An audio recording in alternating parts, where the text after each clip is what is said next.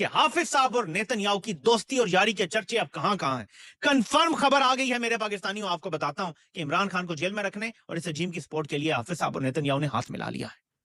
اور میں آپ کو وہ بتاتا ہوں, ثبوت دکھاؤں گا, ایسے بات نہیں کروں گا, ثبوت دکھاؤں گا آپ کو. آپ کے طوطے اڑنے جا رہے ہیں, آپ کی ٹانگیں کانپنے جا رہی ہیں, اور میں ان سب سے کہوں گا یہ جو مولوی اچانک جدی فتوے لے کے آ گئے تھے, ٹی ایل پی والوں یہ خبر پڑھو. فضل الرحمان کے فالوئرز جو 27 سال سے عمران خان کو لابی اور ایجنٹ کہتے ہیں, یہ خبر پڑھو اور اس کے بعد مجھے تمہارا رد عمل چاہیے. اور میں نون لیگ والوں سے کہوں گا کوئی شرم ہوتی ہے, کوئی حیا ہوتی ہے, کوئی گریس ہوتی ہے. یہ حکومت میں رہنے کی تم قیمت ادا کرو گے, کوئی تمہیں شرم نہیں ہے, تم نے جواب نہیں دینا اللہ کو. یہ سنیں ذرا میرے پاکستانیوں, کمال ہو گیا ہے. American Jewish Congress press release جاری کرتی ہے, اور اس پریس ریلیز میں لکھتی ہے American Jewish Congress condemns UNHRC resolution bias, welcomes key changes in Pakistan-led OIC resolution on Israel. میں آپ کو اس سب کا ترجمہ, یہ پورا پریس ریلیز ہے, یہ نہ پڑھی آپ نے تو آپ کو آگے کی کوئی سیاست سمجھ نہیں آئے گی کہ حافظ صاحب کس طرف جا رہے ہیں. یہ پوری پریس ریلیز ہے, یہ ثبوت کے طور پہ یہ ساری میں آپ کو ایک دفعہ یہ دیکھیں اوپر کر کے دکھا رہا ہوں, ٹھیک ہے. یہ میں اب ساری آپ کو, یہ اتنی لمبی نہیں ہے, دیر نہیں لگے گی, میں اردو ترجمہ اس کا پڑھنے لگا ہوں. یہ سنے پریس ریلیز, آپ کے 28 طبق روشن ہونے جا رہے ہیں. پاکستان اور اسرائیل, بھائی میرے پاکستانیوں, نئی خبر آئی ہے, اسرائیل ساڈا پائی ہے. یہ ذرا پڑھتے ہیں. امریکی یہودی کانگریس اقوام متحدہ کی انسانی حقوق کونسل کی منظور شدہ قرارداد میں شامل انتہائی سخت شکوں کو ختم کرنے میں پاکستان کے کردار کا خیر مقدم کرتی ہے. یونائٹڈ نیشن کی سیکیورٹی کونسل نے بڑی سخت شکیں لگانے کی کوشش کی اسرائیل کے اوپر. پاکستان نے او آئی سی کے پلیٹ فارم سے یہ شکیں ختم کروائیں. پاکستان نے, آگے سنیں, 14 طبق نہیں 28 روشن ہوں گے آپ کے.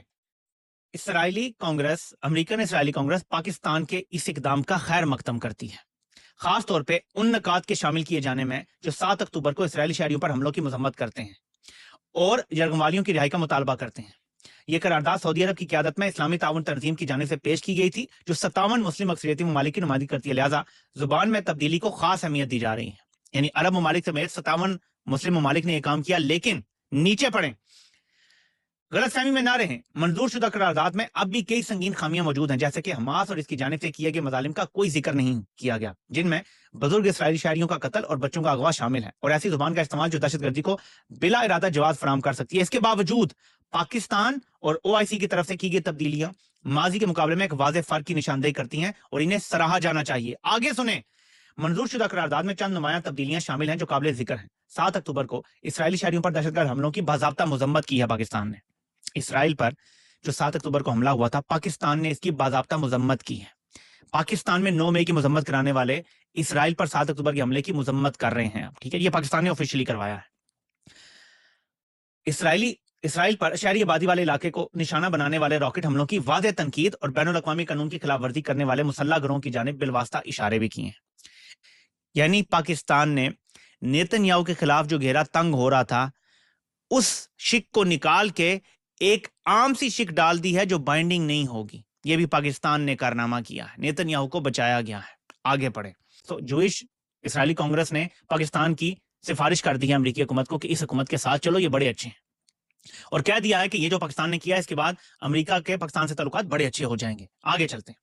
تاہم ہمیں واضح رہنا چاہیے, قرارداد اب بھی گہری خامیوں کا شکار. ہم او آئی سی اور پاکستان پر زور دیتے ہیں کہ وہ آئندہ قراردادوں میں حماس کی جانب سے اسرائیل اور غزہ میں کیے گئے مظالم کی کھل کر مذمت کریں اور یرغمالیوں کو فوری رہائی کا مطالبہ کریں. یعنی خوش بھی ہیں ہم سے, اور ڈو مور کا مطالبہ بھی کرتے ہیں. تو ناظرین, پہلے امریکہ ہمیں ڈو مور کہتا تھا, اب اسرائیل بھی ہمیں ڈو مور کہہ رہا ہے, کیونکہ ہم لیٹ چکے ہیں. کوئی محسوس ہوا ہے, کوئی جھٹکا لگا ہے کہ ہم امریکہ کی سیاسی حمایت لینے کے لیے نیتن یاہو کے تلوے چاٹ رہے ہیں؟ پہلے یہ ہمارا تجزیہ تھا, اب یہ مکمل خبر بن کے آ گیا ہے ہمارے سامنے. اپریل 11 2025 کا یہ اعلامیہ ہے, یہ پرانا اعلامیہ نہیں ہے. اس کو سمجھ لیں, اس کو پڑھ لیں جا کے ان کی اپنی ویب سائٹ پہ. یہ بلکہ میں آپ کے سامنے رکھ رہا ہوں, ایک بار آپ اس کو سکین کر لیں, روک کے آپ پڑھ سکتے ہیں اس کو, جو میں نے بولا ہے یہ سارا, تاکہ آپ کو پتا چلے کہ کیا کہا گیا ہے. ٹھیک ہے جی, یہ سب کچھ ہو گیا, ثبوت حاضر ہیں جی. حافظ جی اور نیتن یاہو پکے یار, پکے دوست, لیکن بیانیہ پاکستان میں کیا ہے جی کہ عمران خان لابی ہے. اس کے بعد کچھ کہنے کی گنجائش باقی رہ جاتی ہے میرے پاکستانیوں, تو آپ پلیز میری مدد کر دیں اور اینڈ میں یہاں کروں گا کہ یہ کمپنی کا چمچہ ہے جو اسرائیل بھی گیا تھا اور یہ لکھتا ہے مطلب امکانہ جنگ حماس شروع کرے، کام خراب حزب اللہ کرے، مفادات ایران کے، ناکامی فلسطینی لیڈرز کی، لیکن قیمت پاکستان ادا کرے۔ اس سے آگے کہنے کے لیے پھر کچھ باقی نہیں رہتا کہ کمپنی کیا سوچ رہی ہے۔